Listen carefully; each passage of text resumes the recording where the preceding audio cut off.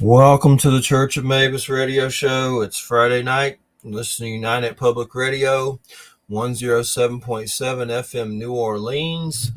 It's been cold in Florida. We've had bookshelves collapse and all kinds of refrigerators go out and craziness. The big freezer just went out. I guess it's okay now after it got I guess the weather got so cold it just messed with it because it's out on the porch or something. But that's not ours. That's what mom and them's. But we're uh we're here with Wham tonight. Wham's representing, and then Christina Giordano is here, RN, registered nurse, and we'll get started. I'm going to talk about the schedule a little bit. We're going to do a little 5-minute YouTube meditation, and then we're going to get started for anxiety. So it seems like that's increased, worldwide anxiety lately on so many different levels. And I've had so much craziness with my job. Like I was just battling to get my regular pay this month. It's just been weird. And I know he don't really listen to this, so I don't really care. But just to give you uh, what's been going on with it, basically a job that I've worked at since 2012, and Chris Kitts owned it. And if you look him up, he comes up on a lot of right wing stuff like the Daily Beast and stuff about, like it says stuff about him, being right wing and UFO hoo ha and stuff. And he's definitely in the Trumplegooch world. But as far as the job, it was weird because he sold it. And then this guy, Glenn Kennedy, bought it. And this is basically before it's news. And Glenn died the week he bought it. And then the guy that has it now is his friend. And the guy who used to own it, Mr. Kitts, basically says he's probably like owned by the government now, and he thinks they're going to shut it down or something. But it's just been weird.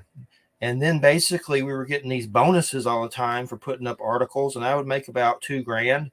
Now I do about 12, and the guy owes me about $4,000 in bonuses. And then he starts doing weird stuff with the regular pay. And I'm not going to say his name, but here's where it gets really weird. This is my luck. Somehow he got involved with Africans, like an African king in Christianity.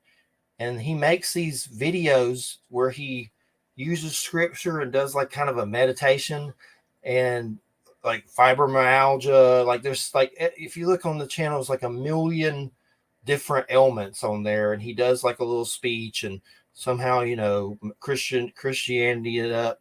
And these Africans were over there playing these over the airwaves, and they're dancing around and stuff. And somehow he did a deal with the African king, started using money that he should have been using to pay us to do court costs because the king tried to pull out. So now he's like in a court battle with an African king. And it sounds like, I was like, this guy sounds like Lord of the Rings or something. I don't want to insult Lord of the Rings, but it's just been insane. So it's like I'm looking for other things to do, and still doing that. And luckily I got the other half of regular pay just recently, but it's just been crazy. Like I definitely got to get away from it, but I can't go work an 8 or 10 hour job standing up like I used to do at Petco and Conair and aluminum plant when I worked with my dad pressing aluminum and all. I'll die standing up that long. I can't do that anymore. So I have to find something that's work at home or something, that's more, I can't be standing like that. That's crazy.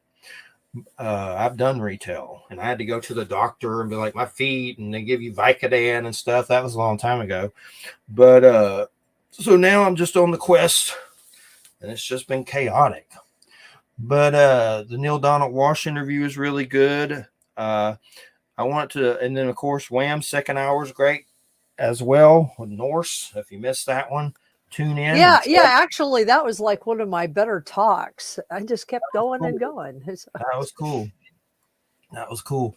I liked it, and I got to get that book at some point. And let's see the schedule coming up. Next week, Jay's supposed to be here.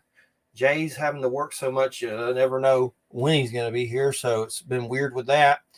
And Christina's been helping. And Wild Trees and Dizzle, it's been a while, but I'm going to get them on as guests again sometimes. But they got their own things going, so they were helping out co-hosting. But James L. Ash is in California, and that's next week. I think he's coming on the second hour because of his job and stuff. But that's paranormal, and supposedly he's like on the other religion that's not Christianity. I don't know if it's Temple of S or what it is, like Beasel's in, but I'm not, we'll probably be getting into that cryptozoology and paranormal. And then February 2nd is Patricia Corey. That's Syrians, and she's, said she's channeled these beings for a long time. That's in her traditions. Augie Nost, February 9th. He's been on, I think, third or fourth time. He's always a hoot. And February 16th, and that's when you come back, Wham Penny Bradley, and that's Secret Space Black Ops. She's been around a lot of the circuits. I don't know everything about it, but I saw her on Facebook and asked her. And I don't know. I mean, she brings up Montauk and all kinds of stuff, and maybe my labs and things like that. And then another one, February 23rd. I've been trying to get Matt Allaire on for a while. He runs like an X-Files group on Facebook. So we're going to have a whole X-Files show about the TV show. So that's pretty cool. I think it's like the X-Files lexicon. March 1st, Tilly Treadwell. You'll be here for that one. That's Mandela Effect and things like that. That's from Mark Eddy, a guy that helps me with publishing a lot. And the 8th and 15th I'm working on. And then March 22nd, Brian Seach, that's cryptozoological studies and paranormal. And then March 29th, I've been talking to old Andrew Colvin. It took a minute to cement that one in there. So that's March 29th. And that's what I got so far. And I'm going to get Bill and JC on that did the Silver Bridge book, and I know they're doing some trauma paranormal kind of stuff, and they did a lot of Mothman things. I'm working on that, just trying to get some new interesting faces on. And scheduling has been weird, like it's just been publishers act weird and just weirdness. So it's been a little bit more like it took me forever to do February 9th just to get that schedule. I was like, my God, like what do I gotta do to get this date schedule? Something goes Augie Nost, and I was like, okay, I'll try it. And he's like, yes, I love doing the show. So he's usually never says no. So that's good. But that's the schedule. So definitely keep on booking it, and got a few more to fill in March. But if you know anyone, Wham, or anybody comes up, let me know. And Inner Traditions usually has a good to choose from. So I've been going with them a lot. That's where Patricia's from and everything. But all right, let's see here. We're going to play a little, I can't even talk. Play a little 5-minute meditation. Let me look at it for a second. It's from a place called Mindful Peace. 5-minute quick anxiety reduction, guided mindfulness meditation. And we're just going to play it and then get started with Christina. So here we go. Let's see if I'm doing this right. Make sure nothing else weird on my computer pops up. And 5-minute anxiety reduction. You hear that, Wham? Sit or lay comfortably. Yep. Resting your hands on your legs or at your sides. Begin to focus your attention on your breathing. Feeling your chest move gently inward and outward. Your mind may be racing with uncomfortable or fearful thoughts. And that's okay. Just continue to breathe naturally and effortlessly. Feel the air flow gently in and out of your nostrils, and feel a soothing lightness throughout your body, flowing from the top of your head all the way down to the tips of your toes, gently and effortlessly.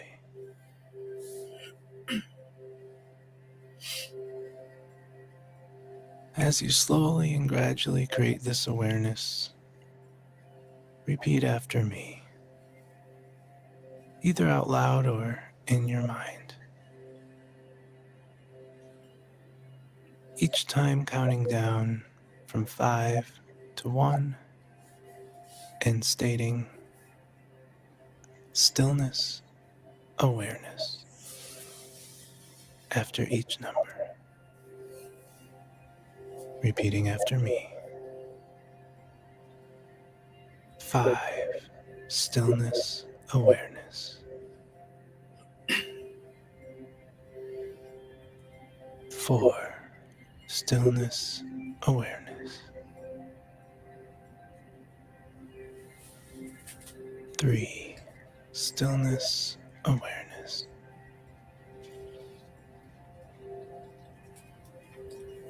2, stillness, awareness. 1, stillness, awareness.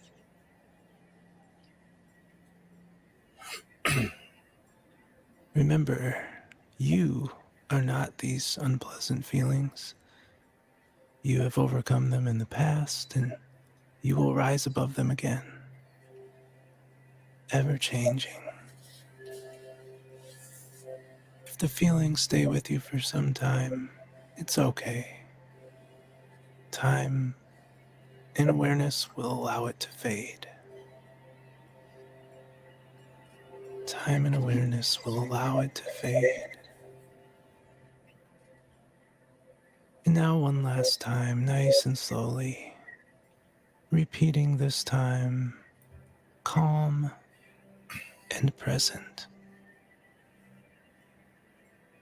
5, calm and present.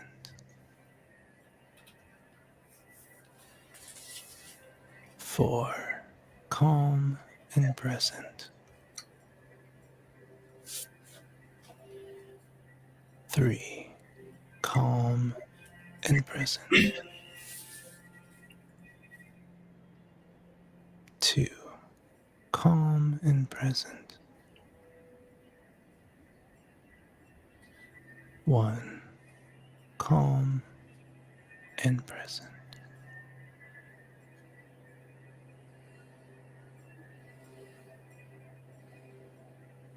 Sit with your feelings, whatever they are, at this moment for just a few more moments. Feel the air moving slowly in and out. Your chest moving gently up and down. And effortlessly, you become aware. Peace will return. You're becoming aware again and again.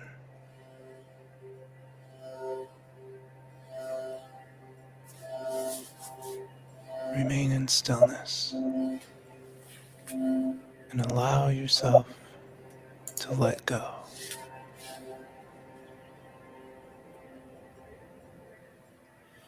Alrighty. Reminds me of the voice called 976 Baked Beans. Baked Beans, that's on YouTube. It's like some funny videos, some guy that's running a sex number or something. Call 976 Baked Beans. But but anyway, everybody has their own thing with anxiety. Who doesn't? I've always had problems with it since God knows. It comes and goes. And one thing I've used, and I think there's some book like The Only Little Prayer You Need by Deborah something, but it's basically where you like say, take all my anxiety and, anger and fear, negative, and ask to transform it into positive and surrender it to the universe, God. And that helps me. But then it seems like it comes back saying, I'm still here. Knock, knock, knock. But it can help with it sometimes. Christina Giordano is here with us, registered nurse. I guess at first, if you want to just give us some history about your nursery, your nursing. My nursery. I think it's what is it? I guess there's no coincidences. I'm learning more and more to try to believe that. So synchronizations, like I've been a nurse about as long as you have, 17 years next, or I guess this May. Um, but mostly labor and delivery, postpartum and nursery. So, and night shift again, the weirdo night nurses and the full moon and all of that jazz, and learning how to go with the flow, really again of universe. And there really is a natural flow to it. And again, I'm the weirdo working night, so I go against what is typical and trying to be normal, I guess, of the society that we're in for sure. Um, but It's labor and delivery, and what else? Transitioning. well, as you know, and I actually met you, I was doing home care, specifically family, and hospice, which is a complete opposite, as you can imagine, from labor and delivery. But I think almost every labor and delivery nurse should do hospice and vice versa, because it makes you really truly see how it's connected again. Um, Transitioning life into and out of the world is one of the most honorable things I could actually imagine doing.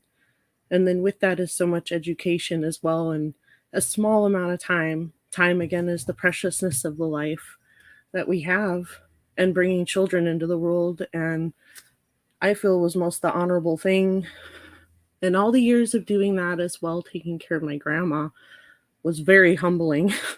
And working with you, sadly, in ways because you weren't trained to do anything in the medical field, and I'm a nervous wreck, honestly speaking, in front of people. So you're making me deal with things that I've always had anxiety with. Um, but again, having to remember that I've spoke to thousands of people and taught them in different ways. So just trying to remember what I'm here for, and changing perspective. I haven't done labor and delivery really for years, since I've lived in Florida now. So trying to learn and ask the universe, God, whatever you want to say, what do you want me to do with what I have left of these years that I have? Because that's the gift primarily more than ever, is the preciousness of time, and realizing how much I've actually wasted of that. If I want to look at it like that, I want to learn from it all, even the experiences we've had together. Um, Kind of realizing again that there's repeating cycles of life, again, just like dying and being born, and seeing how it's all connected. Learning again, if and when you want to believe there's reincarnation or whatever, we're given a chance in this lifetime, whether you want to believe it or not, to kind of carry the torch forward from our ancestors and all of those before us that have taken the time to hopefully plant seeds, is what I see it as, teaching more than ever.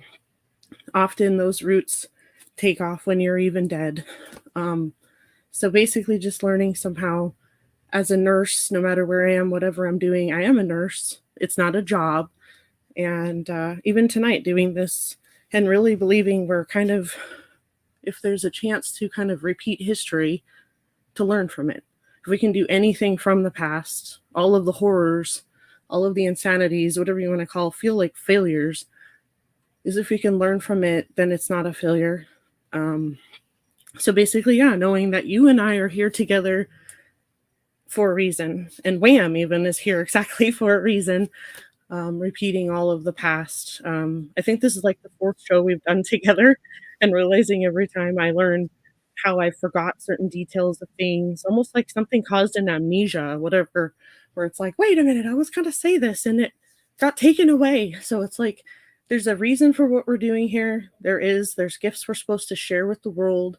It almost like whatever those gifts are, something tries to keep you from using them at the same time. So we have to almost face the fears we have, which again, speaking in front of people, pushing myself through that fear and saying, okay, why am I afraid of that? Instead of not why, but almost like, what do I need to use with this fear? And not allow it to define me, but chase that fear. And almost learning how to face your demons, or whatever you want to call it, instead of trying to go out into the world, fighting the world and blowing people up. And again, continuing what you'd call, I feel, the madness of the past, not learning from it. Because I don't think we really learn ever from war. like beating someone up and hurting each other, we're not learning from it. So somehow learning as a healer to say, how do we learn from this? How do we stop the abusive cycles that I've had done to me that I don't agree with, I say is wrong, in my spirit mostly. And in embracing that spiritual connection, I'm able to heal my body as a healer. And again, it really was through the madness of what I was given in life, if that makes sense. Like, from my past, from my family, from those I love. They did the best, I think, in the circumstances, but often was very unhealthy and damaging, much like we see going on in the world around us and how it's all connected.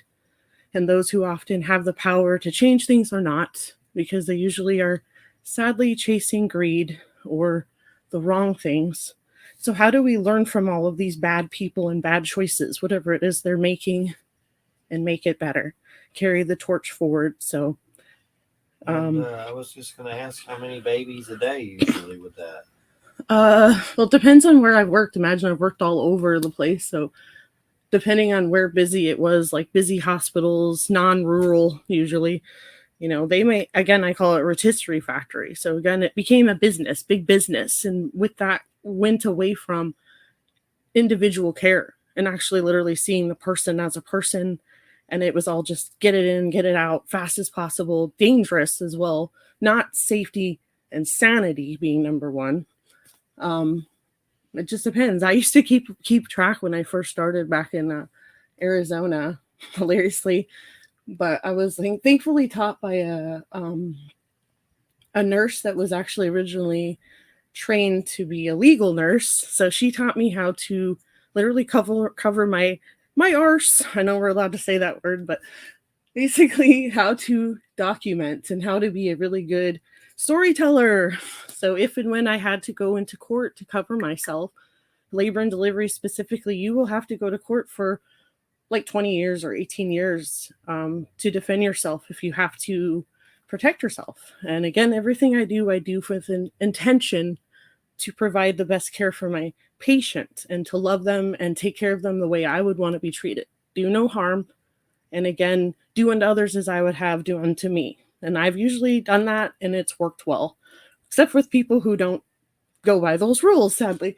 So basically just learning, it's not about numbers really, because that's what's sad. I would have like sometimes hundreds of babies like within a month. So I would keep track and then I just lost track because it got crazy busy. And especially when we do C-sections and all of those high risk crazy things at night and you're just running, literally that's what it feels like, from one room to another, and charting, literally, is that what I was going to say, covering, you're writing a story literally of what's happened, as if and when you may have to tell the story again in court. And if you don't have it written, it didn't happen. So a part of all of being a nurse has helped me, I think, be very detailed and to be able to logically go back in time and kind of remember things, which has helped me, I think, as a person in reality of the day-to-day. But no joke, like I could have sometimes 12 babies born a night, and I'm literally running from room to room and it feels insane. And I'm charting and all of the clocks are different. You're like trying to figure out how to chart a baby's delivery that just happened at whatever, for the first time. You're like, what does that even mean? And I was like, I just came out of that room and it said 001 and this room says 000. How do I chart that? So it's like, I don't know how to explain it, where I've learned with time, illusions are time, space, distance, things that we've often been told is very, very real, which it is in ways like gravity. But at the same time, you can change those things as well, if that makes sense, or learn how to kind of just go along with the flow, which is really hard for me. I think it's part of my being a Virgo and kind of trying to figure out how to everything should be a certain way and it should all make sense. And in the end, it's like, actually, it doesn't make any sense. That's why the more I'm trying to grasp onto what is normal. There is no normal. You just have to go with the flow and learn how to literally, yes, breathe. That's what I've told you more than ever. Jeffrey, breathe. Even when you're doing meditation, breathe. Letting out the negative and the stress with that, holding it all in your body and how it turns into literal, sadly, knots, toxins, like all of the things that create disease and cancer and all of those things. There was one listener question. I want to say something about it. If you want to, you can. Okay. Case and Lee, can healers heal the horrible withdrawal effects when you're tapering down from drugs? I know I've dealt with that before in the past because after my dad died when I was, in my 20s, he told me if I ever did drugs, he'd kill me. And he would have. At one time, he thought my brother did them and held a gun to his face.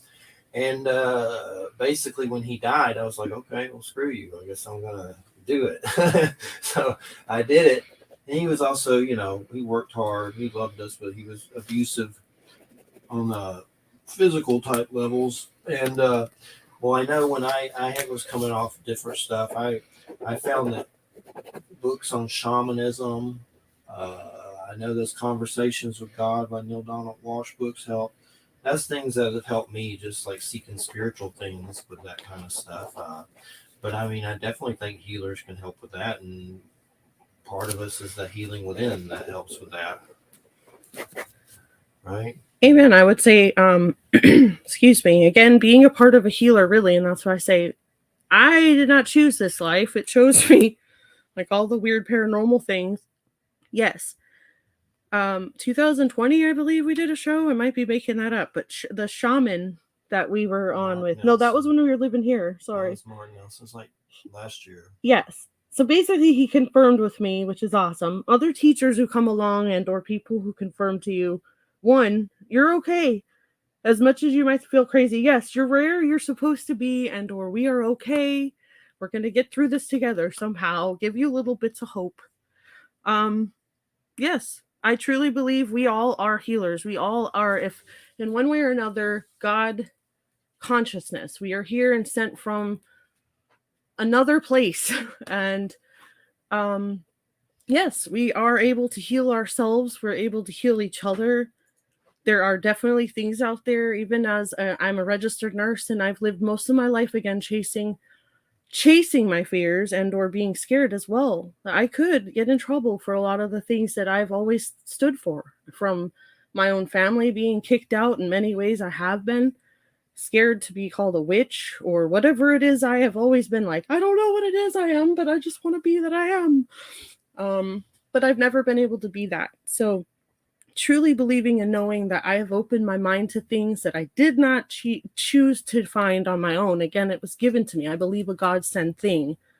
Like being welcomed into certain Native American family circles, being welcomed into, yes, like crazy things that I never thought I would have an opportunity, really, like this tonight, to be a part of a TP ceremony, a sweat lodge first, going through the 5 realms of becoming a warrior, which was very hard to do. But it was awesome. Again, faced my fears, faced literal anxieties of feeling like I can't breathe, to I'm in the dark, this is scary. And it's like going through literal soul deaths, basically. You're facing your fears, and through it, you're basically finding strength. You're finding endorphins. You're finding literal actual words for things that we try to replace. If you need those things, great. But a lot of times, like antidepressants, all these things that are giving us a jolt of serotonin and whatever it is our bodies are craving, for reason to literally feel alive, and people would go and do these things even to this day and pay thousands of dollars even to go to retreats and pay people that they would call a shaman to walk you through these steps of what are soul deaths, going through literally what is so scary, the feeling of impending doom, and all of that. You really are in ways dying, going into earth and or a place of death and embracing it, actually feeling like not wanting death and suicide, never, but I'm not afraid of what is possible on the other side of this. So much that I'm willing to throw myself into this unknown and knowing that, again, I'm going to be okay, and there are things, yes, that I truly believe can help you heal. And it's very scary to say so. Like, I have a medical card for the first time, and I came from the Northwest, again, where it's legal all down the coast from Washington to California, all the way over. There's a certain spot, again, called the Bible Belt that kind of stopped that. Or again, why and how does it seem, again, spiritually things are being blocked by what is religion, and politics, again, aren't working together to move forward into what is considered actual intelligence and healing. as a group. Why is certain things considered outlawed, felony offense, literally, even though, again, it's legal 1 second in one way or another, but it's not this or that. It's like we need to have across the board, and I've seen that even again as a nurse. All of the hospitals, all of the systems, whatever the blah, blah, blah, should all be saying and doing somewhat the same things. We're not. We're divided. We're fighting over certain things that shouldn't be. We're basically, bottom line, fear is basically glorified in this culture. And with fear comes, I'm sorry, the opposite of knowledge and truth and wisdom and really love. Like, you can't have wisdom and real true knowledge with fear, if that makes sense. It's like it goes contradictory. So again, even with Jeffrey and I, we have both anxieties and fears in weird ways that are actually opposites. And I've had to learn that we have to help each other more than ever to be successful, because there's something that will continue to cause us to divide and fight. And literally, like, exactly, bookshelves falling apart, I don't know how to explain it, to cause some kind of chaos and insanity to keep us from doing what we need to do. And in the process, it causes literally so much stress and anxiety. That's the problem. Cortisol and all of these things that we know scientifically are causing a breakdown of our vessel, this human body that we're in spiritually, to do what we're supposed to be doing. Something out there that's causing these problems, whatever it is. I'm not a conspiracy theorist completely, but I do believe something is intelligent enough to cause us to shift our bodies, our minds as a whole, which is scary, to fear, really, and how we're creating more problems. So again, yes, I have a medical card. I've learned how to actually heal myself in so many ways through seeking the truth, if that makes sense, not just jumping into what I've always been told is to be what I should be doing. I'd probably be on 10 meds at least. Instead, I have a medical card. And I've actually been made fun of for that. I've been afraid for having it because I'm scared I'm going to lose the things that I've worked really hard for having. Mostly respect. Like, how is that again, as a nurse, exactly, to say, I know I've worked many places again, all over the place. And what's encouraged? It's okay to be an alcoholic, and it's okay to take handfuls of pills. I've worked with people, sadly, who have even stolen medicine at work. They're surviving to try to do what they have to do to, again, to survive and take care of other people, when it's like, this is the problem. We're all literally falling apart because something isn't working here. I'm 42 years old and I'm a nurse, and I love being a nurse. I was called into doing this. This is why I'm here. But something, again, has been against that gift my whole life, and trying to tell me I'm not good enough to do what it is I'm supposed to be doing, keep me stuck, stagnant, depressed. And again, exactly, how literally questioning, how can I help other people heal if I can't heal myself? So again, hearing Neil Donald Walsh last week and trying to figure out questions for this week and all these things, exactly, what are we here for? What is our purpose, and why are we doing what we're doing? Ultimately, number one, we are not here for ourselves. Whatever it is that's trying to teach us to live in this little bubble of strong, independent, I don't need no one, is a liar. We do need each other. We need to unite together. That's the first thing. COVID is a real thing. All these things that are real need to be respected in the manner they should be, not given like this God complex like Trump. No offense, I'm at the point again of saying enough of the bull crap. How do we divide this crap and do what we need to do the right way? Cut off these egotistic idiots that are literally trying to take over the world with really their God complex and their money, and shove it up their A, and literally take back the torch and say, what do we need to be doing with this? Not fear peyote, or again, things again, yes, I've been able to do, which was an eye-opening thing. Not fearful. And I've literally spent years trying to teach people in the medical field, in the freaking, of course, religious world, to open their eyes again. Stop fearing things. You're not going to go into a bar and lose your salvation, or again, go to hell that day because you had a drink. Go in there and talk to people. Learn how to socialize and be intelligent and spread the word of things. Like, again, encourage other people. I've said to you, even my father and people I love who I know, again, are afraid of everything. He's told me literally weed is the gateway drug and all this. Well, he's only going off of what he's been literally brainwashed to believe. And it's all about that. Again, education, being woke, and all these things we talk about. But literally, again, something needs to shift to where we're all actually learning from the past again. We're not. We're repeating it, sadly.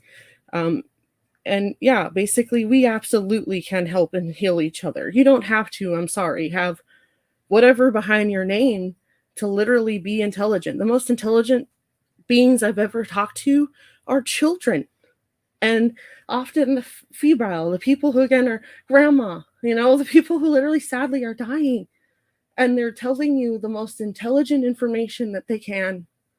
And if you would just listen, and again, like the synchronizations that are all around us, the signs are all around us.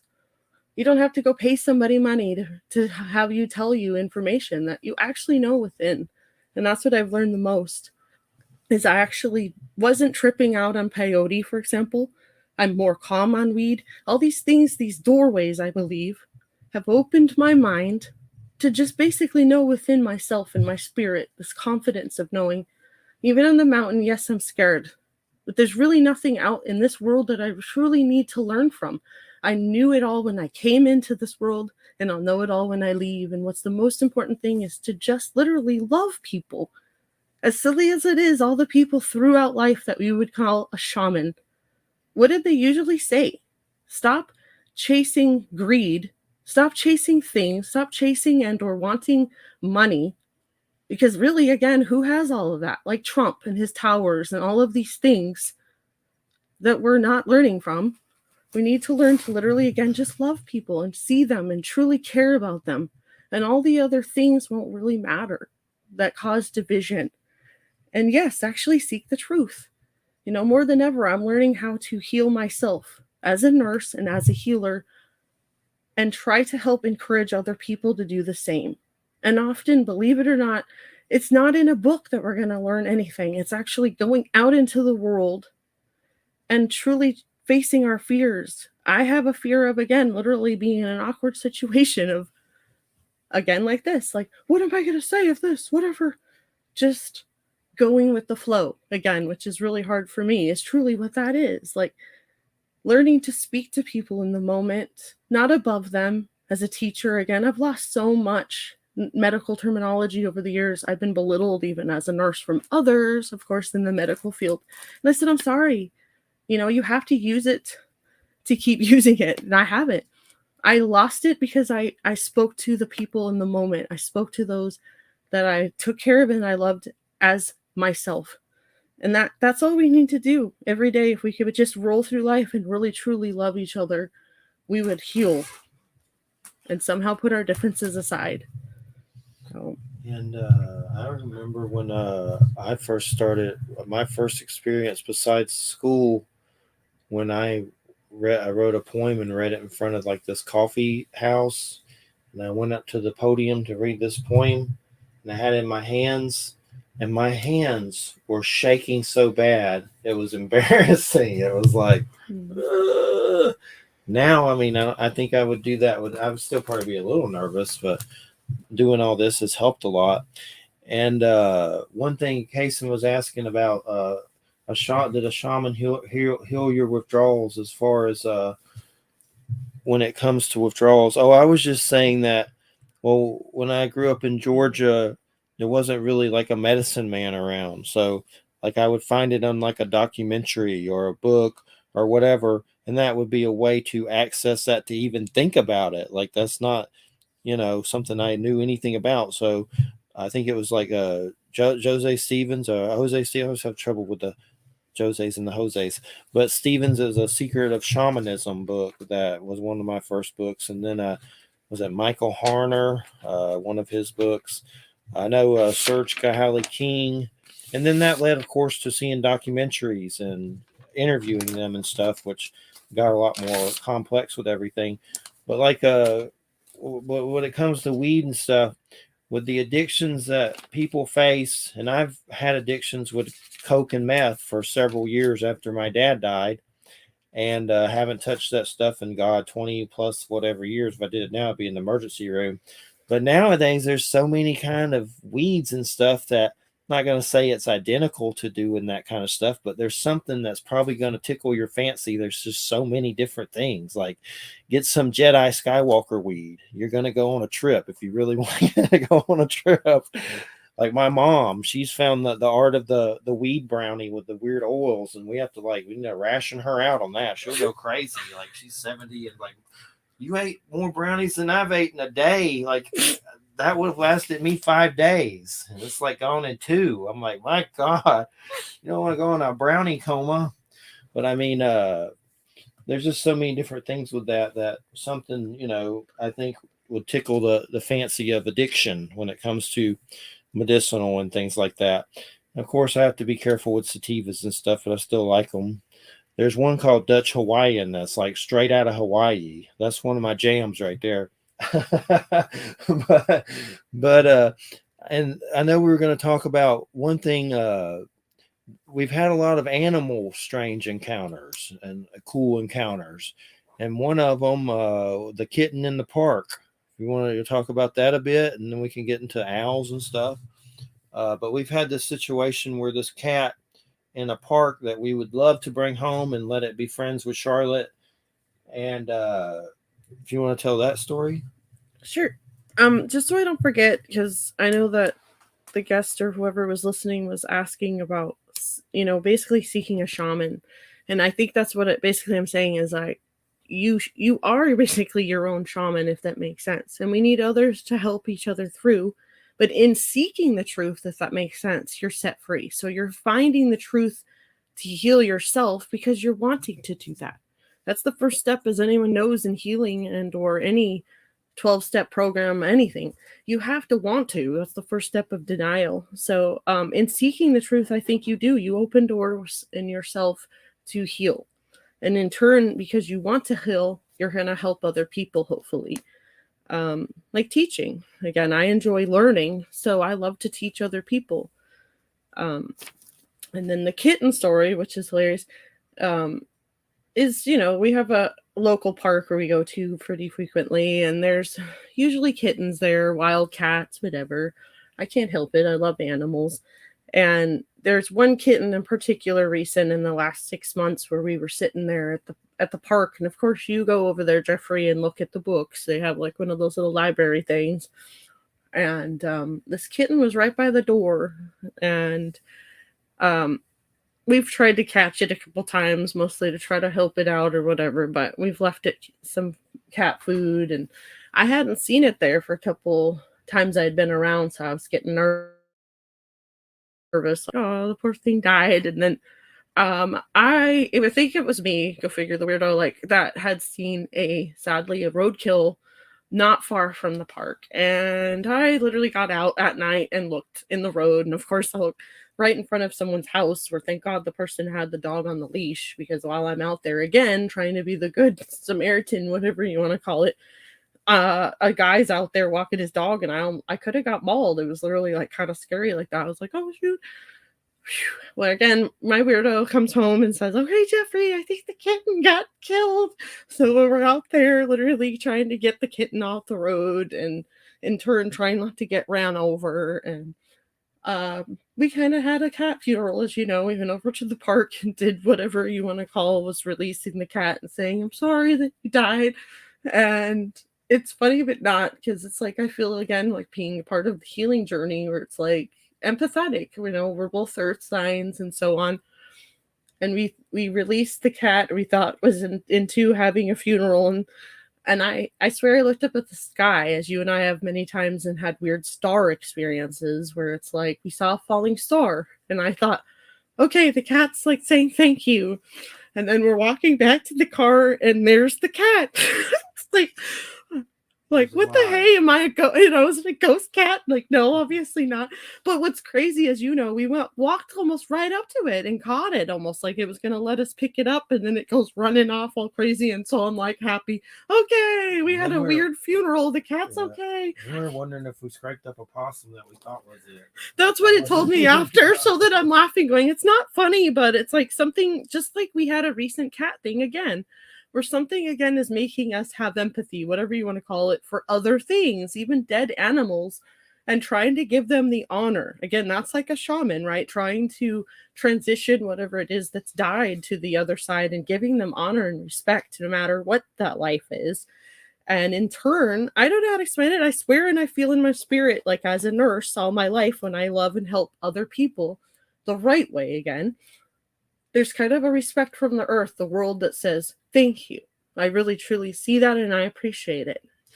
And the reason we thought it was a possum was it was so like bad. I'm not going to get into it. It was hard to tell what it was. Like it was just so, it had been on the road and they just kept running over it. Another thing that happened was when we were walking around here, there was a big male cat that was on the road that looked like something out of Stephen King.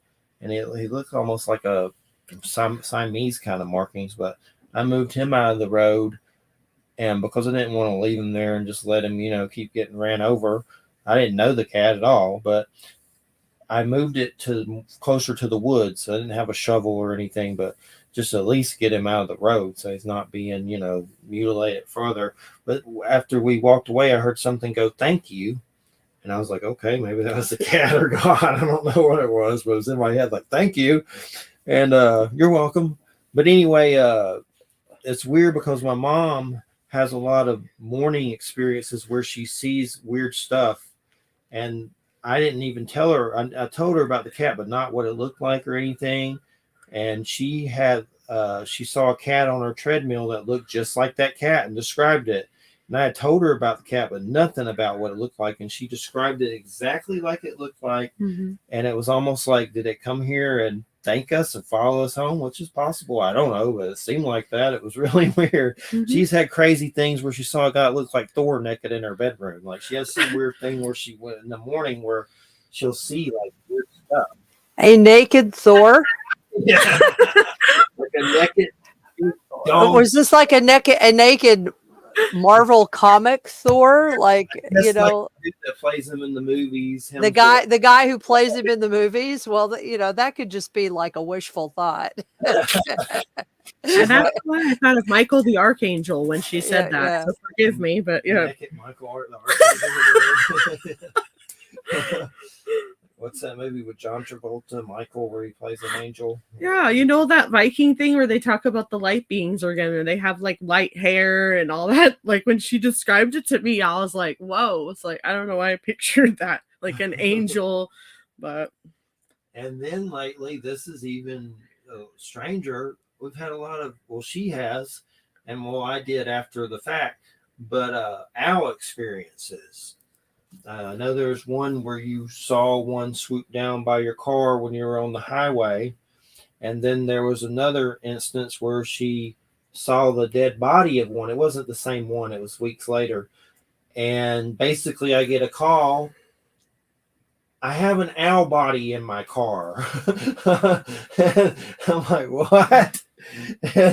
So basically she comes and picks me up, and we knew it wasn't the same owl she saw weeks later. I mean, it could have been. It could have been, Yeah. And then it got hit by a vehicle. Her car didn't hit it; it just came close to the car. But weeks later, and it's this beautiful. What was it, a barn owl or something? But beautiful and young, and just beautiful. They call it a screech owl, I think, or But dead. That was the worst part. But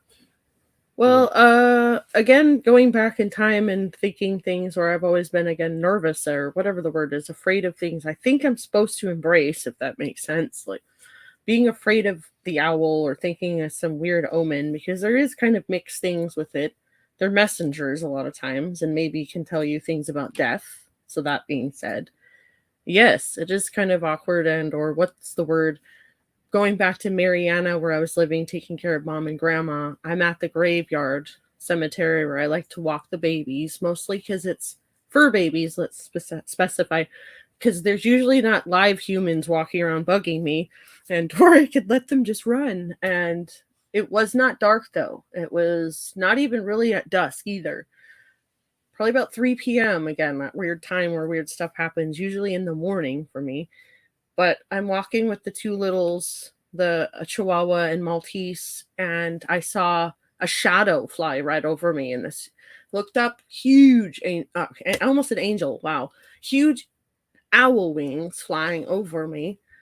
And it was just one of those like, whoa, because that's an owl. And I just know as my mama instincts, like it should have and could have taken my babies, like what the heck was that? Why is it out at this time? and just kind of again made me wake up more so. Like, doesn't matter the time, it doesn't matter what's going on. You need to be alert and awake and ready. What is going on? You know, everything doesn't make sense.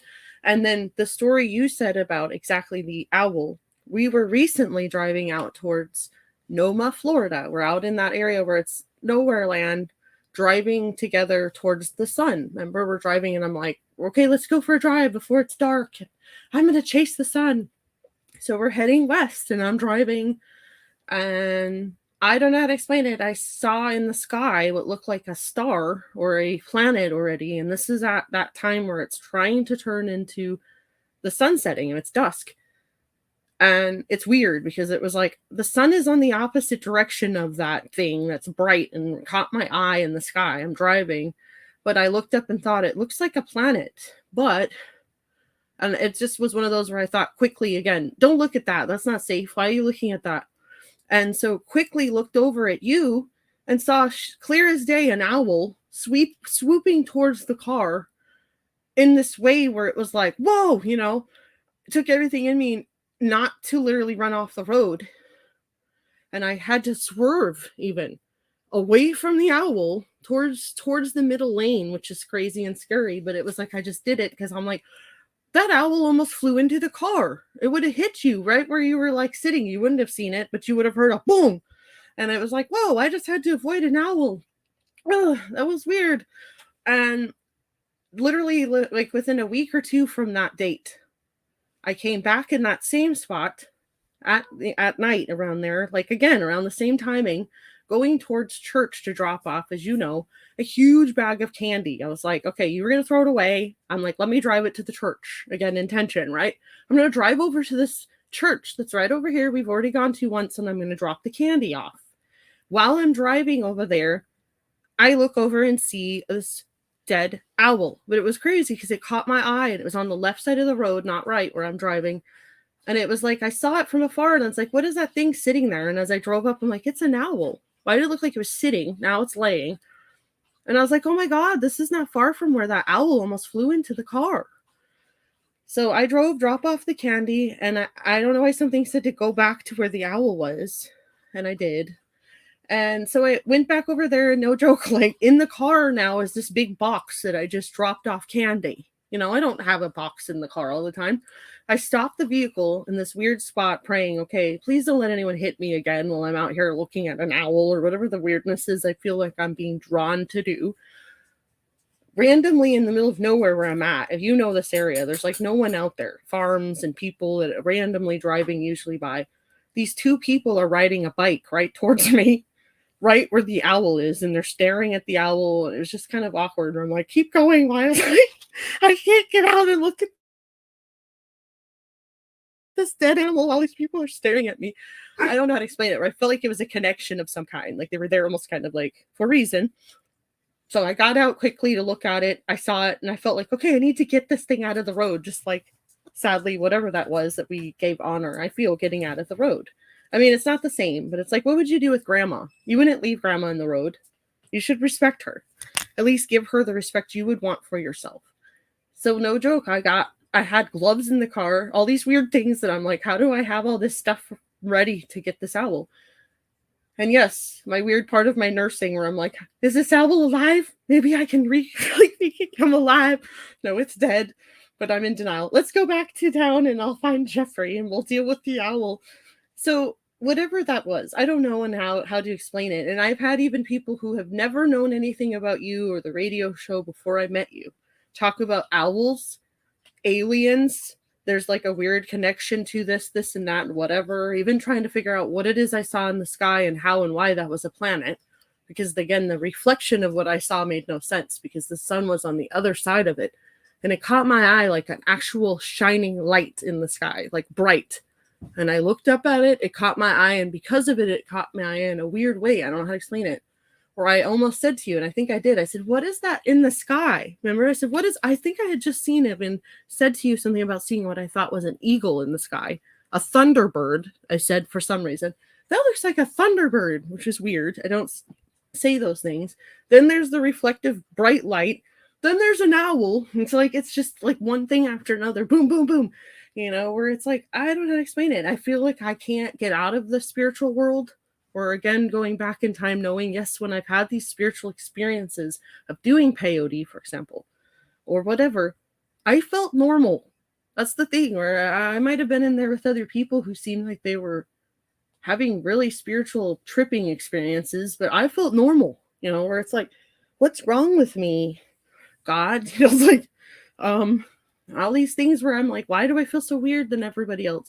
And God's, I think, basically just saying, well, because you're in the spiritual world all the time. So it's like, I need to learn how to have this work for good again, where I'm not literally mortified to live life because I'm scared I'm going to be locked up for being crazy, burned literally for being a witch from my own family and or the religious world I was raised in. Like everything I've ever been, I've ran from, if that makes sense. Even numerology, and seeing how it's all just a language. This is all just numbers and things that are explaining to us that we don't need to be afraid, if that makes sense. Like somehow, yes, embrace the weird, run into the strange, the like not embrace madness and trying to be mentally ill, but actually, yes, realizing in healing oneself, you're chasing your fears. And in your fears, basically losing its strength.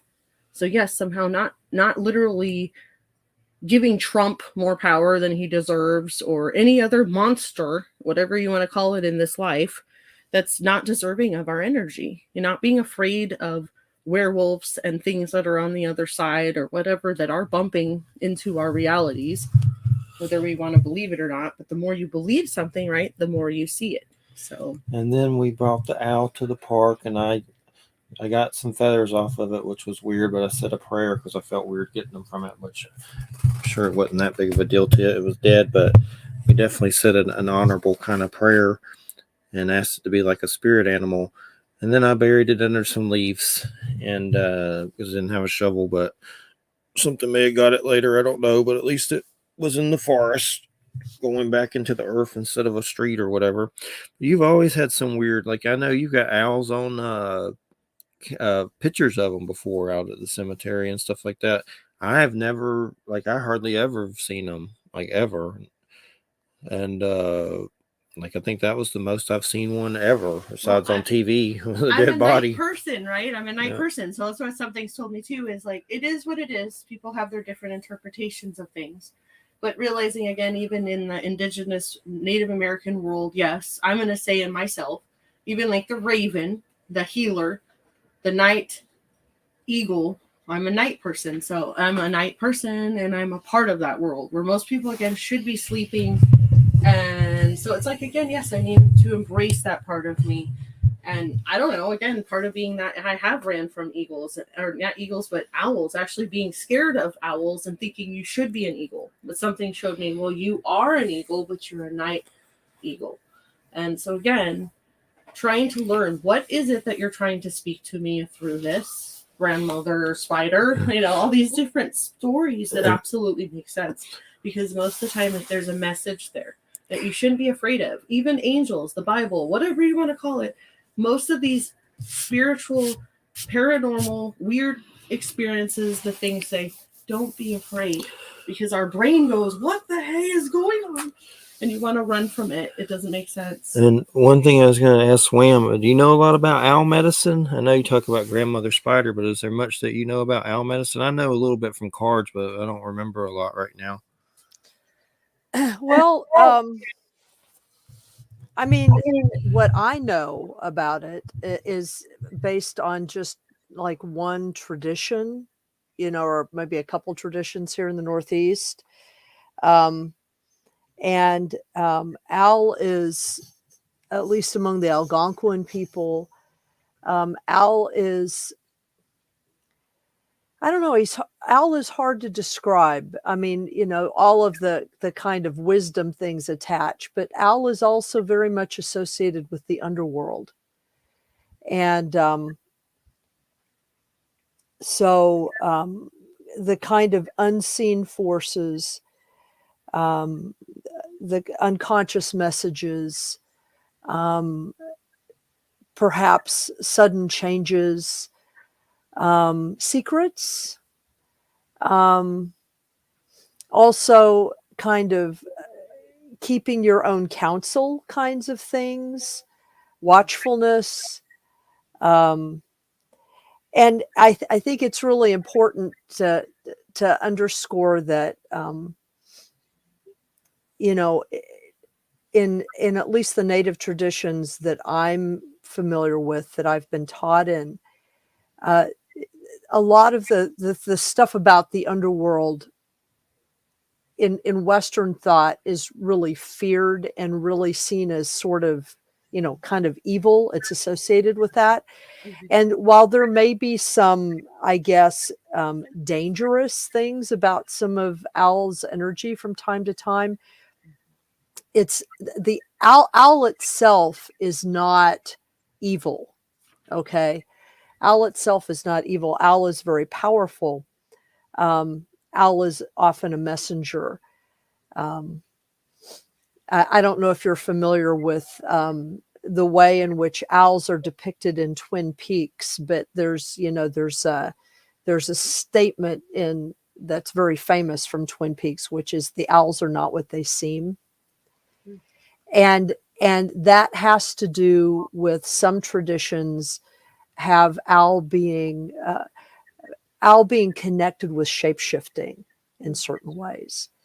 And any animal that is connected to shape-shifting, you know, that shapeshifters assume, can be connected to those powers, which means that from a human standpoint, those powers can be used for good or ill.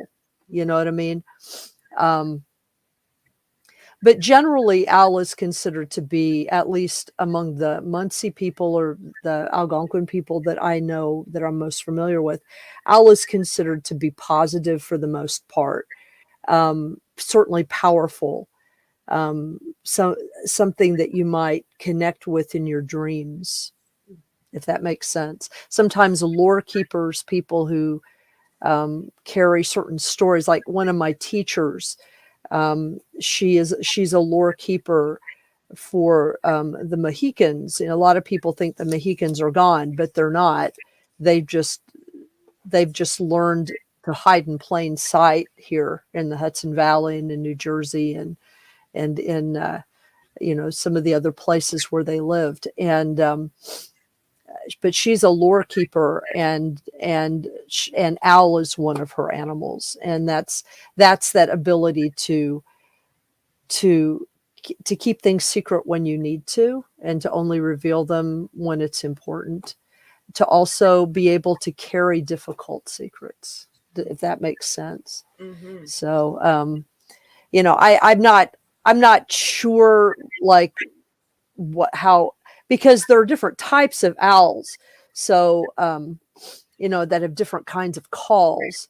So, like, for example, the screech owl, which doesn't exist everywhere in the US. The screech owl is a very particular kind of owl that's sort of in the Northeast and the East Coast. And the cry of the screech owl is supposed to really be a kind of signal that you need to pay attention to. I mean, you pay attention to it anyway, because if you hear it, it scares the crap out of you. We have one that lives not too far from my house, and in the summertime, in spring, when all the owls are courting, I mean, they're little tiny owls. They're not very big as owls go, but it's like the noise they make. You hear it the first time, you're like, what the hell is that?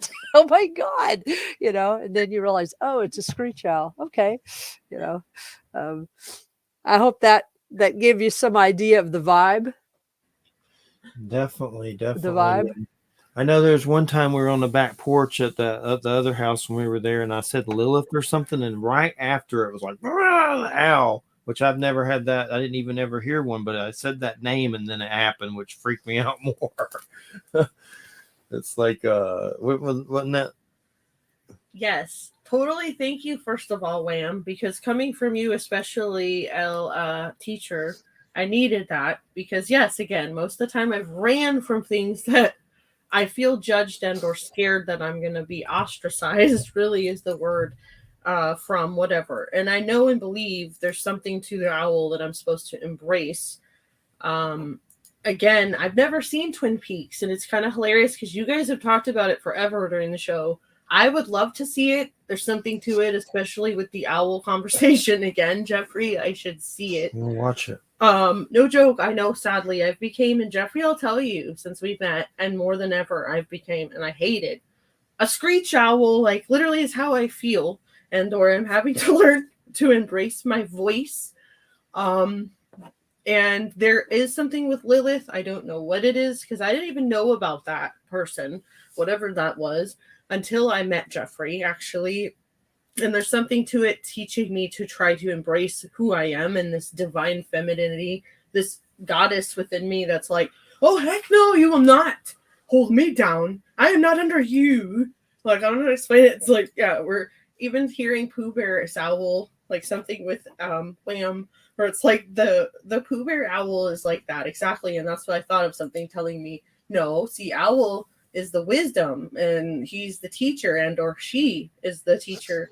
And exactly, something to, like he said, almost every month I get this weird, and I know it has to do with, again, labor and delivery. I'm like a werewolf. I've said, Jeffrey, you're a vampire. I'm a werewolf. That's why we can fight like crazy. And I'm the one who helps bring babies into the world. And every time, almost, like every time there's a full moon, there's like this really weird PMS feeling of like emotions, and very much so like there's a tide coming in, and like every emotion comes up. I don't know if it's like the Virgo in me, the Hermes again, Mercury, and or like, we got to heal these things, whatever it is that's going on, let's deal with it and heal. And almost every time it makes me run to the cemetery. And yes, there is specifically out here, I've seen some crazy stuff I've never seen before. Like, I took pictures during a full moon in Mariana, that same cemetery where I saw an owl swoop over me and the baby, sadly. Again, I believe there was something telling me that they were going to die. It's sad to say, my two little babies, those two that owl flew over us, they died this last year, 2021, both of them, or 2023. And literally, I was trying to think of, when did that all happen? I swear that owl happened in 2021. I have dyslexia, so it's even more hilarious. And yep, it flew over me that same year, and they passed away last year. And I believe in my heart it wasn't trying to be ominous and or whatever the word is to scare me. It was actually awareing me, giving me a feeling of knowing something.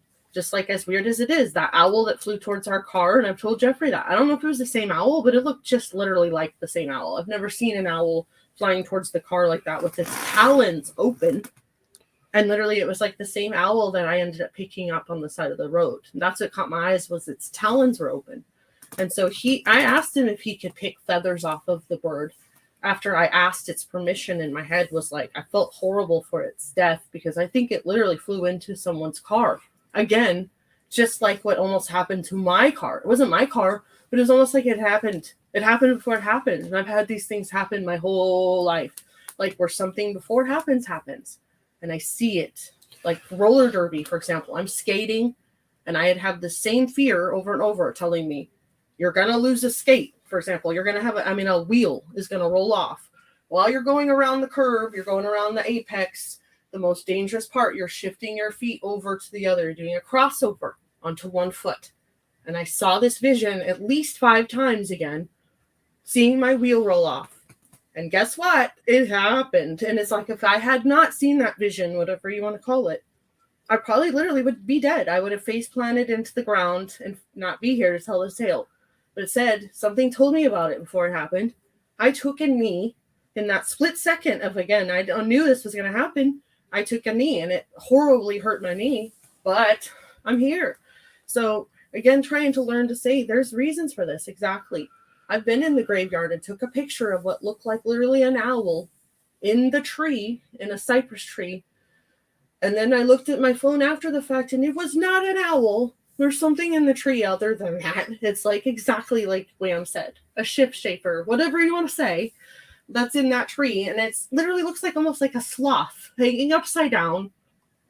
And I see eyes glowing. It's the weirdest thing. Like, this is the owl that I'm zooming into, but I see something different on my phone.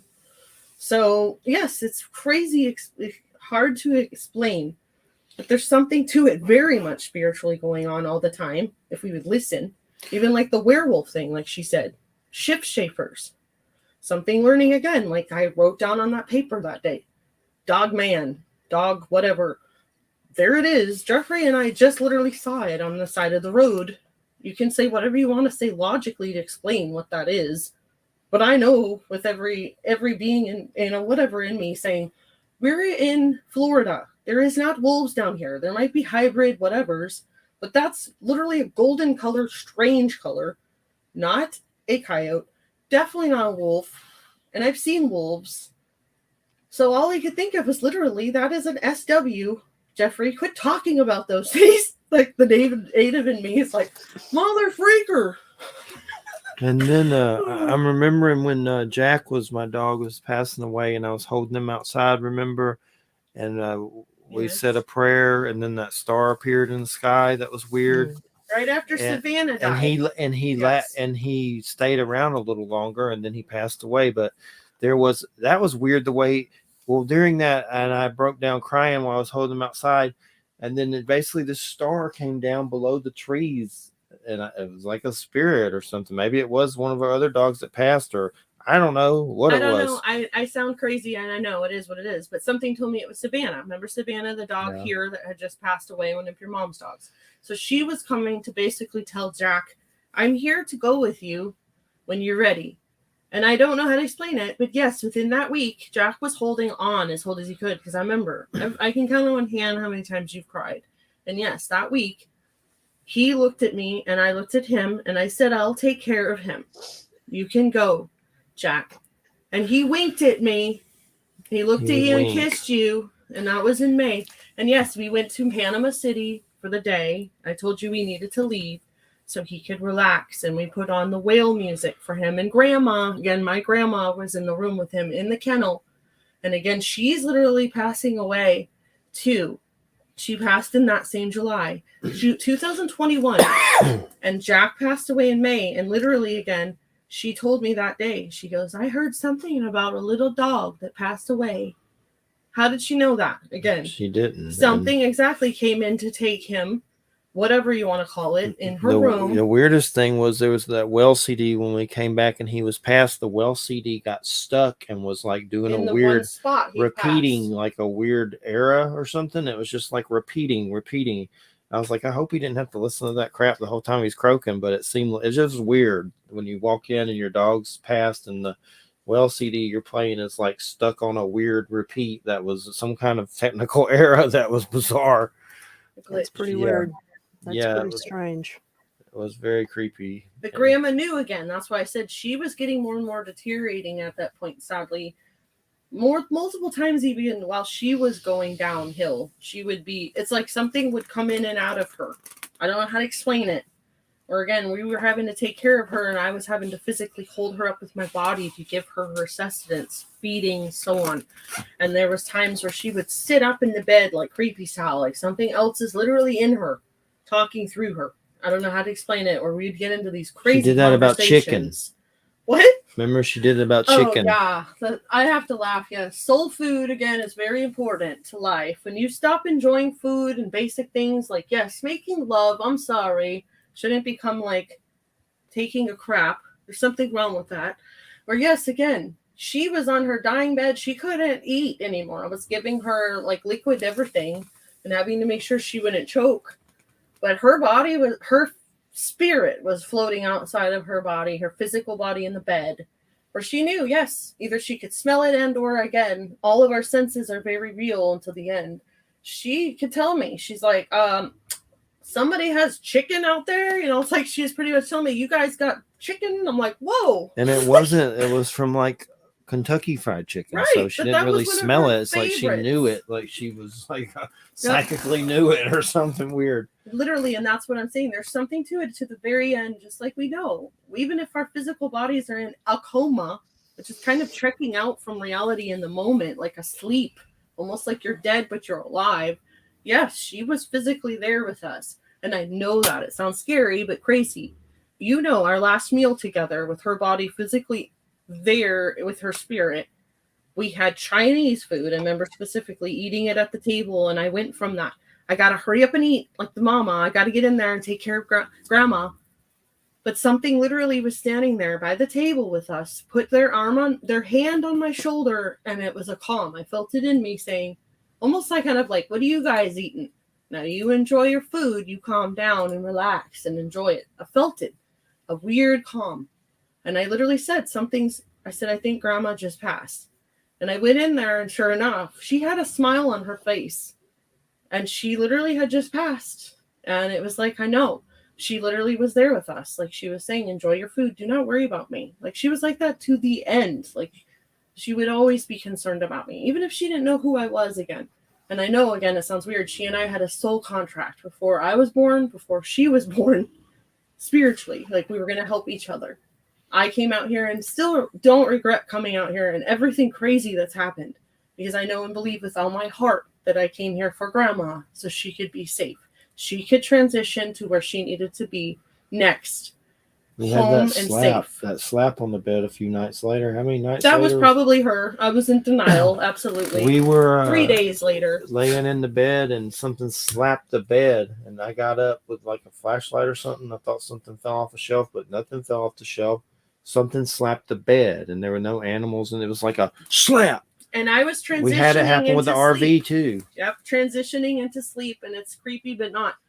I don't dream often or remember. So again, going into my sleep, kind of traumatically, I think is really, I saw grandma. I love her, and we were literally, almost said I love her to death, turning her over again. You remember to do her post-mortem care, and I don't know how to explain it. I saw that in my sleep, where I was turning her over to clean her. And something, I swear it was her, slapped the bed. Like, don't you dare remember me like that. That's my grandma, I swear. It like woke me up in this startled way. And at the time, I'm in denial, of course, like, oh my God, what was that scary thing? It's like something bad. And then what's hard for me to accept again is literally the next night after the slapping bed experience was seeing, I swear to you, what looked like for the first time in my life, a huge, like 7-foot tall gray in the bedroom, in that same weird toilet sleep. I'm awake, but I'm not, and I'm just about to fall asleep. And I saw what it looked like, a gray standing in the bedroom above me, and stepped forward towards me and reached towards me with its hand. 3 fingers again. It's weird because it reminds me of like E.T. And I've seen this before in my visions, my sleep, where it's like, I don't know. I think that was grandma or something transitioning her. Caretaker. And trying to tell me, don't worry. Like, again, I want you to rest, and please don't worry about those things. Do not remember me in that manner. Like, I saw one standing over, like when I'd let the white light from the sun fill me, and then I go in the house and see stuff in the house. It was one standing next to her, but it was like pink, like almost like you would see from a camera flash, but it was like looked like the shape of a gray. And it kind of went, wow. And it was weird, and you're like, am I really seeing that? But it was definitely odd, whatever it was. I don't know if they're like custodians and stuff, like Dolores Cannon says and stuff like that. Maybe they help with, transition or something, but it's definitely something for sure. And we saw recently on Tubi that Native Bigfoot documentary, which I would recommend because it has a lot of Kathy Moskowitz strain in it, and I've interviewed her a million years ago. She has that book, God's Cannibals and Monsters. It's like all the native folklore, but it's called Native Bigfoot, and it's on Tubi for free. There's commercials, but they're not that bad, but that was really good, actually. It was just one of those things we're trying to watch before our bath or whatever. It was like 50 minutes, but it had all these tribes talking about Bigfoot. What was weird, too, it had a weird, like, Bigfoot. I forget what tribe. You'd have to watch it because they mentioned so many I can't remember. But there was like a Mothman thing in their folklore that they were telling. And that was they showed, I think he was talking about something a like woman, that. Actually, it was like an owl woman. Yeah, and it had the red eyes and stuff, but it was really good.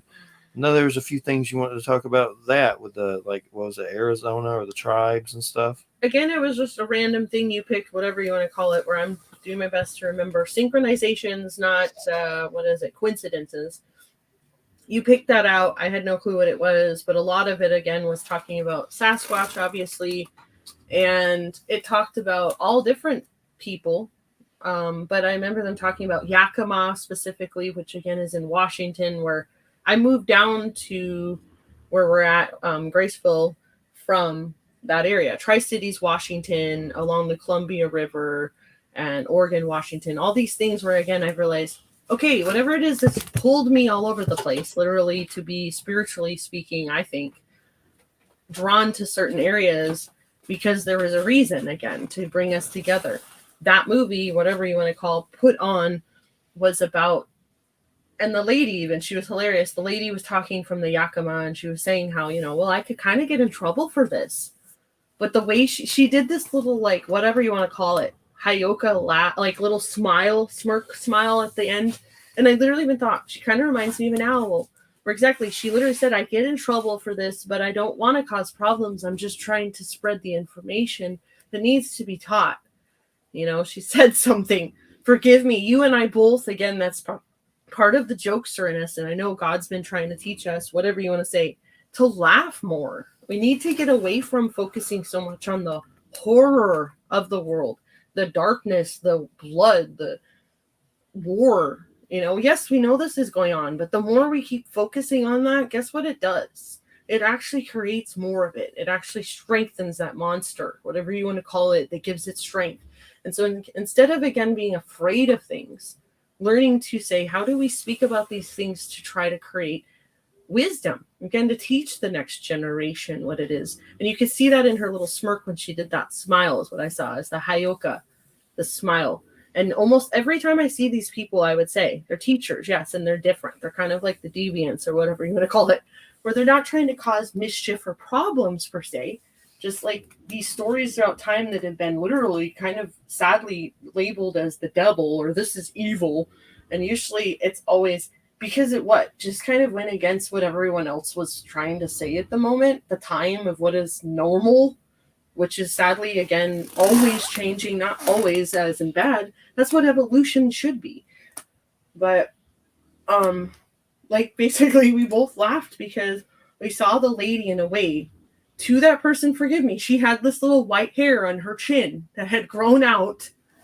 And it was almost like, again, I've seen that with myself and others. It's like this witch part of us where it's like, I'm always literally pulling out a little hair on my chin. It's like, well, I have like a little tiny goatee on my chin.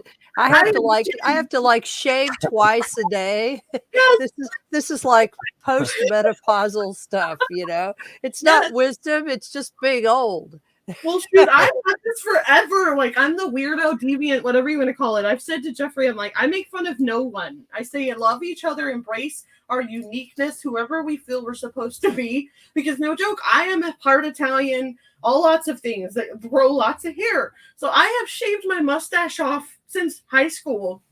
Whatever it is, I have literally hid myself from the world to try not to be whatever it I am, because literally I'm thinking, oh shoot, I'm gonna offend everybody because this is who I am and it's not good enough. So as funny as it is, I'm looking at this lady who's spreading wisdom on the TV and I can't help but keep staring at her hair on her chin because I'm like, shoot, I want to pull that hair out. And it's like, it's not my hair. Why am I wanting to pull it out? So something's making me laugh going, because we are so literally hilariously connected that, yes, that's why, again, we could go after someone that we absolutely, there's a part of ourself that's in that person that we somehow can't accept. And we want to fix in ourselves. So we want to basically attack the other person to change, to try to be what we think is supposed to be acceptable. And in reality, it's like, we need to quit doing that. We need to truly just hilariously start learning how to embrace our own chin hair. And yes, I embrace it. I also shave it off. I don't pluck it. But if I don't, it gets to the point where I can stroke it. It's very, very, very, very I hear you. And as I stroke my hair, I'm usually thinking. I really what do we become, the thinking man sitting on the toilet? We always go to the weirdest stuff on this. Well, at least we haven't talked about poop once. Yeah. That was down on the list, right? We haven't talked about poop My butt's once. doing better. Well, if anybody's worried. But definitely, I know the Hayoka is something that's come up a lot that you've discussed, and We talked about the Kachina dolls. I've gotten you one. I forgot where was it from, Navajo or Navajo Kachina? I think it was Navajo. Being raised in Arizona, again, the fear. My Italian grandma, actually, she's multiple things. The dad, again, who was always the elitist, what's the word? He was very proud of his Italian roots, which I get, but he would always get into it with me where he'd be like, proud of himself so much, where I would be like, Dad, you're not all Italian. There's no way. Like, you're like, so when we get our DNA back, or he's like, But yeah, like, basically try to stop proving to other people how we're always right. That's what I realized again. Like, no, this is a big school. And ultimately, and I know that, even as a nurse 16, 17 years in, it's like, I don't care. I'm 42 and I do feel like I'm 6 years old all over again. This world keeps changing. It's completely ass backwards. And that's the thing I'm learning. The more I try to make it be normal to fit whatever it is I think it's supposed to be, that's creating actually anxiety. And it's learning to somehow literally go along with the flow in ways I am learning to do every moment, which again, I'm teaching Jeffrey and we're teaching each other. Right now, we're twin flames. I tell him that. It's very uncomfortable. And we're learning how to try to be soulmates and all this jargon that he knows about, all these books everywhere. And it's like, not burn the books, but that's where I'm at. I'm like, time to actually apply all the knowledge and all of the education and wisdom and things in this man's world. I'm like, where we need to be equal.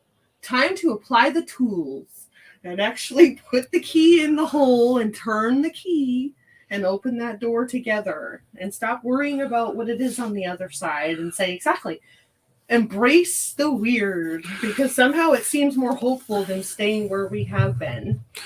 I was just going to say, Case and Lee, here in Sri Lanka and most Asian countries, I think we rarely witness paranormal stuff. Maybe it's because we do Buddhist rituals often to guide the spirits to the light when they cross over. So I'm sure that helps on a lot of levels, the rituals and things like that. I was mostly just saying we're broadcasting in Sri Lanka, so that's pretty cool. That's pretty cool. Although I don't know, I hear about paranormal stuff coming from Asian countries all the time. So big time, yeah. China, Japan, Vietnam. I mean, I guess it depends on what is defined as paranormal, you know, because I'm hearing about stuff all the time. So, and not all of those countries are principally Buddhist, you know. So, I mean, India certainly isn't principally Buddhist, and China, while it has a Buddhist component to it,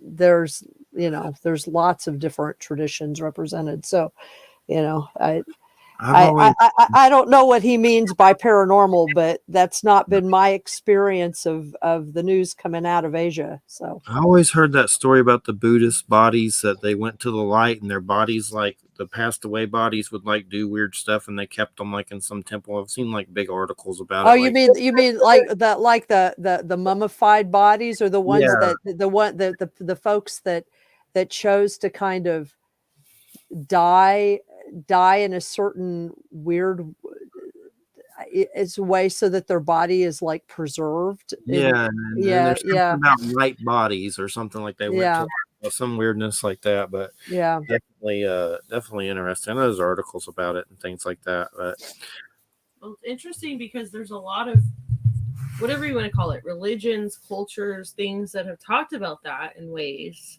Even again, the shaman, which you would consider again that kind of thing. I'm very into the Tibetan monks and the Buddhists, like at least that side of it, trying to learn again. And what is that usually to me? I feel being raised literally Pentecostal Christian and all this opposite, where I would literally be labeled bad. Like I got my nose pierced at 18 and my dad's like, what are you converting to? What did he say? Like Middle Eastern religions? I'm like, dear Lord God, like no, they don't necessarily pierce the.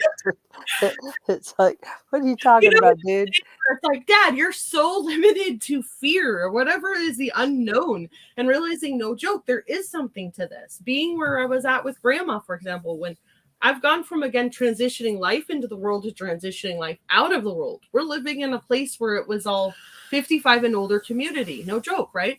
Grandma had even already passed. October that same year, the people who are living there, who run the whole place, her husband passed away of a massive, unexpected, whatever, as you could imagine, heart attack, fell down dead right then in his front driveway of a heart attack. That same night, I don't care what and how, what happened. That's why I need to learn. We need to learn how to also have protective boundaries, healing, protective, whatever the word is, like saging again before going into the ceremony, to protect yourself from whatever it is could be around you trying to drag you down. That guy, I swear, I know I sound nuts. That same night, I got so emotionally drained and stressed and depressed again. Something with the full moon and getting dragged to what I feel, something pulls me to the cemetery. And that night, I had a weird suicidal, depressive, really heavy, weird thought where it was like almost like that guy had came to me and he was trying to have me transition with him, if that makes sense. Almost like being the shaman, where I need to be super careful not to allow something to pull me down into what is death, literally, and staying with them and transitioning them over, because I don't know how to explain it.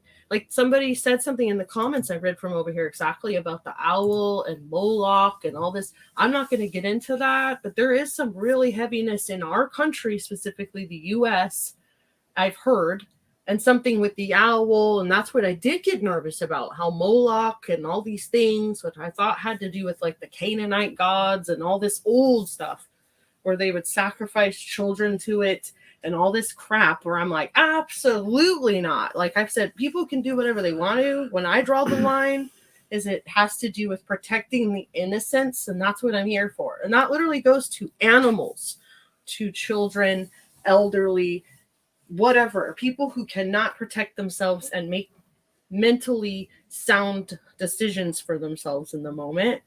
No, I don't agree with that. And that's what I've always been concerned about, being a part of something that is definitely not what I want to be of, and pulling me down into that darkness. And something was there, just like whatever it is. I'm not saying Lilith is that, but there is something that's always been right at the tail, my tail, trying to get me to use whatever it is I'm supposed to use for positive things for something dark. And it's like, nope. Again, and I've even recently said something that scared me, is I've been scared of actual Ouija boards, because again, I had a friend in high school, my girlfriend, who played with one in the other side of another town from me, and it opened doors in my room, my house, my life, whatever you want to call it, where I had to tell her, it's like, quit messing around with whatever you're doing. It's not okay. Because I had things turning on and off TVs in my house, like craziness, where I had to face whatever it was and tell her, like, dude, you don't. Again, I didn't know what it was. And that's what scared me, is the unknown of things and how to deal with it properly. And I've taught Jeffrey this with tasers, guns, whatever.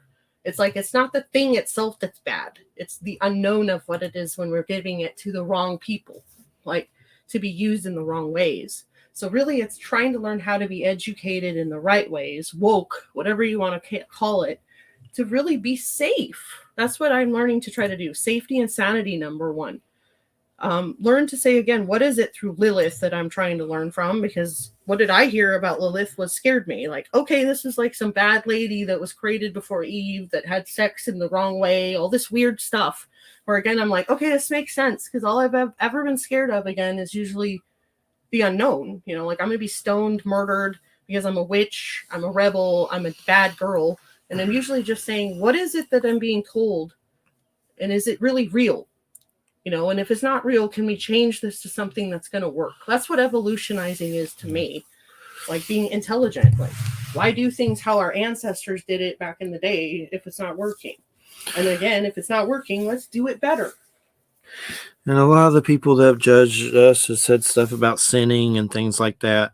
And, you know, they're on the Trump side. So that's like they're rim jobbing Trump while they're like pointing out that you're a sinner. That's what bothers me about that. It's like, you know, that kind of cancels you out at this point. So that's, I'm just always trying to struggle with understanding the hypocrisy of that. But as far as, did you want to talk about maybe the heart of David a little? We got, what about 8 minutes and 12 minutes? Or Heart of David. Sure. and Seth and David and things. Well, again, things I need to be doing, I pray and hope, whatever it is I feel I'm supposed to do. What is the biggest things even while I've been with you and I've known you? Like that weird story again, something that was trying to literally cause me, I would say. And it's not schizophrenia or whatever, and I'm not saying those aren't real. Almost like I'm learning more and more as a nurse to say, what are these things and how can we figure them out, how to heal the person? Like the shaman, I feel. The person is not a disease. The person doesn't need to be cured and or murdered. Like throughout time, usually we've been murdering and punishing people to be different. But they actually need to probably be loved and healed and treated well. Um, how and why is it there's something out there I feel truly that's trying to cause us to lose hope? That's what I feel. I lost hope.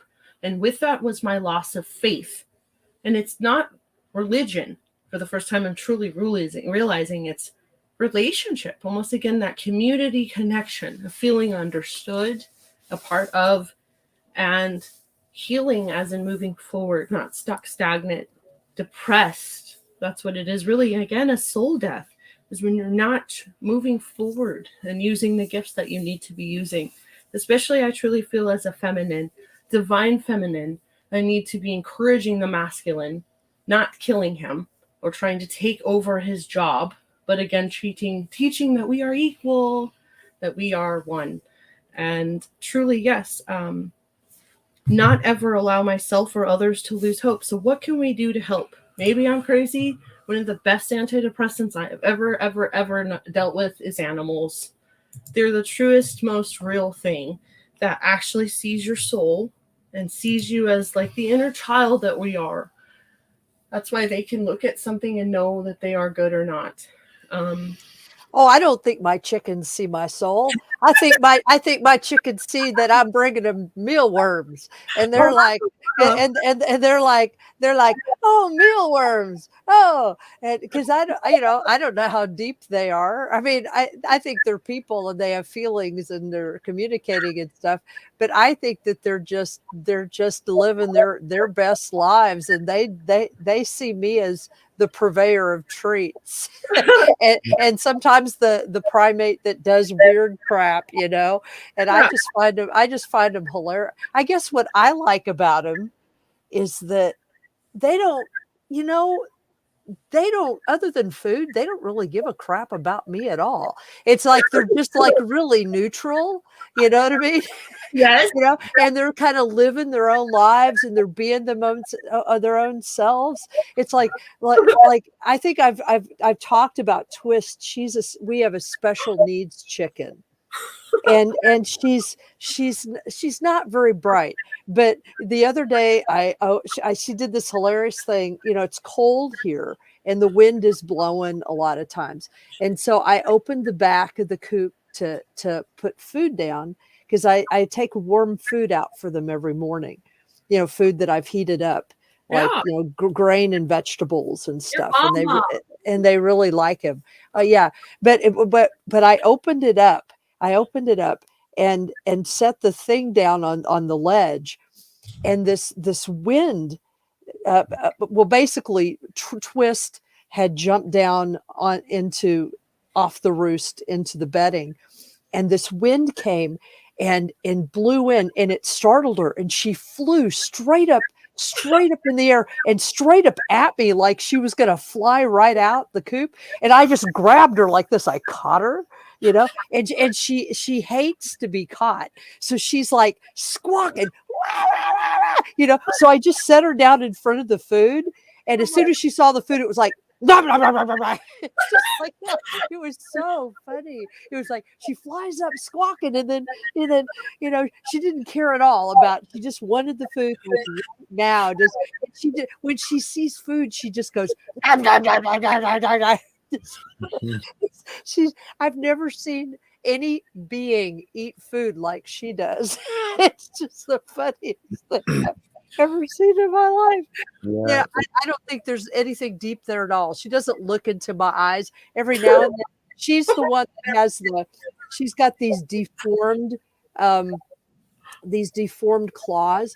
So it's hard once she's on the roost. She can't, a normal chicken, if they're on the roost, they can like turn around on the roost, but she can't.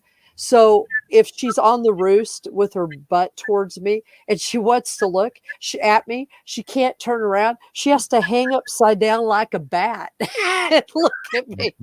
And it's hilarious. It's called evolutionizing. Yeah, she's a hoot. It makes me laugh because it makes me think of a Libra. I love Libras because they're usually like that. Like, you don't have to guess what they're usually thinking or wanting. There's no usually, not all of them, but you know what I'm saying? Where most people I know are like, oh, I don't like Libras. They're too straightforward. And I'm like, no, I love them for that reason. Just like our pills. Right. The only thing that the only thing that pisses me off about them is that you know, they can be really polite to you, and you think that they're being polite to you, but then you realize they're polite to like that to everybody that they don't care about. And so then it's like, oh, I'm not special at all. I don't matter to them at all. That I could be a total stranger. They'd act exactly the same way, you know? And so, you know, and it isn't like they're not trying to be duplicitous. They just kind of go into this sort of banal, nice mode. You know what I mean? And I guess I literally have learned to respect that. Like, that's to me again. Yeah. I love with a Leo, because literally usually they'll tell you straight up what exactly they're thinking if you'll listen the first time. But yeah, Libras are like, that's why I like, they are going to be different with you than they are with someone else. But I'm laughing because Elvira the pig is just like that chicken, where it's like, exactly, that's to me the little reptilian mind, where it's like, you don't have to guess what the heck they're wanting. Like, no offense to my mother, I love her. But yes, why I became a healer, because she was my first teacher as the mental health patient, literally from the earliest memories I can remember of exactly. And my mom, at least, was always usually, you could predict what they were going to do. You know, it's like, actually, when I got screwed every time was trying to fill into them what I would do.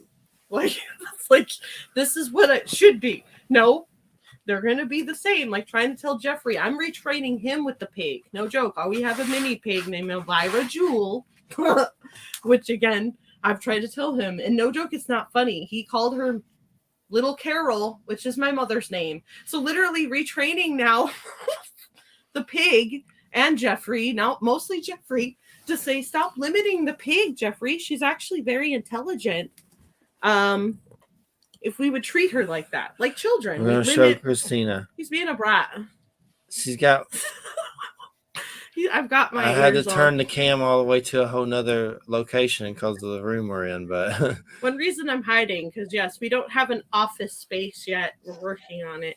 There's fox ears. Hi. I guess I need to get owl ears, but we're working on the death situation. So. No, a part of, again, I call the trickster. One reason why I like the tricksters, because yeah, it's like, why are they always given the bad rap for everything? Because really, we're like what would be considered evolutionizing, right? We're trying to be different than everybody else. If it's not a negative, again, we're not trying to trick society, but kind of learning again, like Loki, right? He was given a bad rap for giving literally humans fire, when in reality, you realize like that is kind of important. We needed fire to eat and things that we needed to do to survive and actually shift evolutionary wise. So I'm fine being a Loki. As I realized to Jeffrey, he gets like, you know, we fight over being Capricorn and all this other crap. Where it's like, again, Jeffrey, Virgo is literally all of the signs combined. Your tail, Capricorn, is my tail. So again, when you try to trick me, I'm already a step ahead. That's why we're always fighting. So it's like, how do we learn to dance together, devil? Not fight each other in Georgia. Pan the man with Wham, and literally his mom helps us. His mom is like, I've realized again, we need the wise teacher to come along with thy white hairs of the wizard and teach us thy wisdom. We got white hairs too. I'm 49 and I'm white completely now, like Moses. Yeah, we got about 4 minutes, and it's been a great show, and I want to thank Sun Dragon and Kason Lee and everybody else who's listened out there. You're listening to United Public Radio 107.7 FM New Orleans, and it's Christina Giordano, and we got Wham with us. Hey. And it's been a good show. And I know it was weird because it just got warm here and raining. Now it's dropping to 20 again. So it's been one of the coldest winters I think here that I've seen in a long time. And hopefully there's no tornado situation. But yeah, we should watch Twin Peaks the old one sometimes. Yeah, well, if there's any way, hey, by the way, do you have, good sir, do you have a DVD player at home? Yes, sure do. Okay, does it work? Yes, yes. Okay, because I have 2 sets of the original Twin Peaks on DVD and 1 set on Blu-ray. So obviously I want the Blu-ray, but I am willing to just give you one of the sets. Ooh, And cool. the reason for that is because if you just stream it, the streaming version never shows or includes the log lady at the beginning of each episode.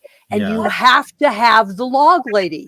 You just yeah. have to have the log lady, for God's sake. So, Yeah. so send me your address, I and will. I will send you one of the DVD sets. Cool, cool. Thank So you. they, whatever, I'm again the weirdo, and I don't care, make fun of me, the conspiracy theorist, like throughout time, because I'm always thinking outside the box. But it's like, yeah. So wait a minute. So they're taking out of the original, like, so you Yeah, can.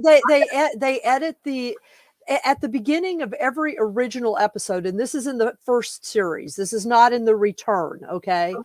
But at the end of every at the beginning of every episode, there is an introduction by a character that's in Twin Peaks called the Log Lady. And she sort of acts like a Greek chorus. She sort of gives you a clue about what's happened and a clue about what's going to happen, but it's done in very cryptic kind of, you just have to see it. But by doing that, she sort of frames the episode for you, and you lose a lot of the sort of weird mystique if you Yeah. don't have her there. Definitely. Well, we appreciate it and we'll check them out. What were you going to say, Christina? First of all, thank you for telling me that, because again, it gives me. I'm such a, I guess that's the word, I'm turning into more from a nerd to a geek. I'm geeking out over stuff where it's like enlightenment moments of like, let me get the paper out so I can write this down. I'll be watching Twin Peaks, writing down weird stuff and be like, this is important, Jeffrey. There's a reason for all of this. Explanation is no joke again. Exactly. Realizing that all of this is a message. There's a reason for it. It's not just entertainment. It's not a show. And somehow, really, exactly, it's a language. It's a communication for us all to be connected. And again, not lose hope. Somehow feel excited about living, even in the darkest of times somehow. And I do. I hope and pray that I can somehow start doing. Jeff asked me something about bulldogs in the heart of David. And I have ADHD too. Again, embracing all of the weird, whatever they are, that's tried to keep me from doing whatever I need to. Heart of David. I pray to God I can open a business of some kind where I shift again from, it's not about making money and all of that, to helping people. Again, using the energy and the love from losing a friend from suicide and almost myself, because I lost hope. I lost faith. I lost myself and my dreams and all the things I need to do.